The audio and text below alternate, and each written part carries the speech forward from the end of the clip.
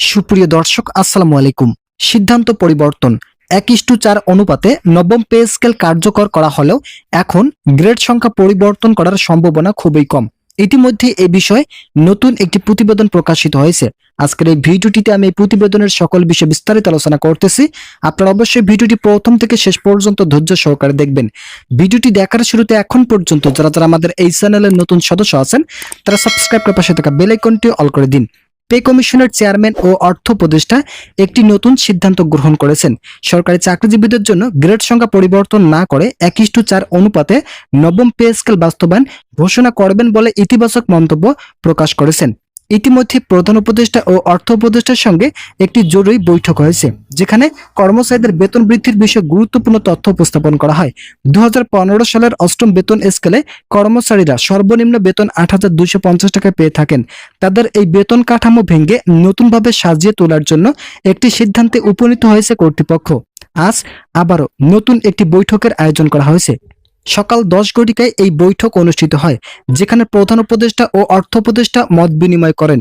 তাদের ভাষ্য মতে যেহেতু সকল দায়িত্ব পে কমিশনের চেয়ারম্যান জাকির আহমেদ খানের উপর অর্পিত করা হয়েছে, সেক্ষেত্রে এটা সম্পূর্ণ পে কমিশনের মাধ্যমে নির্ধারণ করা হবে। তবে অর্থ মন্ত্রণালয় এই বিষয়গুলো বাস্তবায়ন করার জন্য সরাসরি তত্ত্বাবধান করবে বলে বলা হয়। ভিডিওটি চলাকালীন সময় আমি আপনাদের কাছে বিনীতভাবে রিকোয়েস্ট করতেছি, আপনারা যারা এখন পর্যন্ত আমাদের এই চ্যানেলের নতুন সদস্য আছেন তারা সাবস্ক্রাইব করে পাশে থাকা বেল আইকনটি অল করে দিন।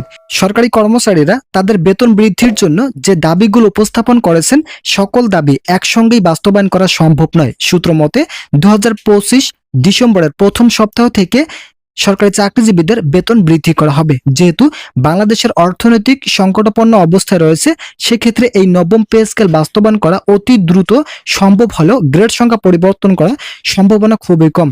যদি গ্রেড সংখ্যা পরিবর্তন করা হয় তাহলে অতি দ্রুত সময়ের মধ্যে চাকরিজীবীদের বেতন বৃদ্ধি পাবে। তবে একজন নাম অপ্রকাশিত রাখা শর্তে বলেন, 2026 সালের জানুয়ারি থেকে নবম পে স্কেল বাস্তবায়ন করার পরেই গ্রেড সংখ্যা পরিবর্তনের বিষয়টি নিয়ে বৈঠক করা হয়। 1:4 অনুপাতে নবম পে স্কেল বাস্তবায়ন করার ফলে কর্মচারীদের জীবনমান উন্নয়নে ব্যাপক আলোড়ন সৃষ্টি হবে, যেখানে সব থেকে বেশি উপকৃত হবেন কর্মচারীরা। দীর্ঘ 10 বছরের বৈষম্য দূর করতে হলে অবশ্যই গ্রেড সংখ্যা পরিবর্তন করা জরুরি বলে মনে করছেন প্রধান উপদেষ্টা। তাই দ্রুত সকল কার্যক্রম শেষ করে ডিসেম্বরে বাজেট সংশোধনের মাধ্যমে তা বাস্তবায়ন করা হতে পারে। তো বন্ধুরা, যারা সরকারি চাকরিজীবী আছেন তাদের জন্য শুভকামনা রইল। তারা পরবর্তী আপডেট পেতে আমাদের এই চ্যানেলটি সাবস্ক্রাইব করে পাশে থাকা বেল আইকনটি অল করে দিন। অর্থ মন্ত্রণালয় ইতিমধ্যে নির্দেশ দিয়েছেন আগামী ডিসেম্বর মাসের প্রথম সপ্তাহে গেজেট প্রকাশ করার জন্য। তবে যেহেতু বাজেট সংশোধনের বিষয়টি নিয়ে কিছুটা সমস্যা সৃষ্টি হতে পারে, তাই 15 ডিসেম্বরের মধ্যে গেজেট প্রকাশ হওয়ার সম্ভাবনা অধিক পরিমাণ। সরকারি কর্মচারীরা জানিয়েছেন, যতক্ষণ পর্যন্ত গেজেট প্রকাশ করা হবে না, ঠিক ততক্ষণ পর্যন্ত নবম পে স্কেল বাস্তবায়নের বিষয়টি যথাযথ পূর্ণতা পাবে না। তাই প্রধান উপদেষ্টা ও পে কমিশনের উচিত দ্রুত সময়ের মধ্যে একটি গেজেট প্রকাশ করা হোক। নবম পে স্কেল সরকারি চাকরিজীবীদের ঈদ বোনাস দ্বিগুণ করার প্রস্তাব দিয়েছে বাংলাদেশ ফরেস্টার্স অ্যাসোসিয়েশন BFA। গত বুধবার জাতীয় পে কমিশনের সঙ্গে এক মত বিনিময় সভায় এই প্রস্তাবনা দেওয়া হয়। এছাড়াও সরকারি চাকরিজীবীদের সর্বনিম্ন বেতন 35,000 এবং সর্বোচ্চ 1,40,000 টাকা করার প্রস্তাব করেছে।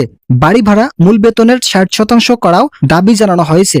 এটি সব গ্রেডের চাকরিজীবীদের জন্য সব ক্ষেত্রে করার প্রস্তাব দেওয়া হয়।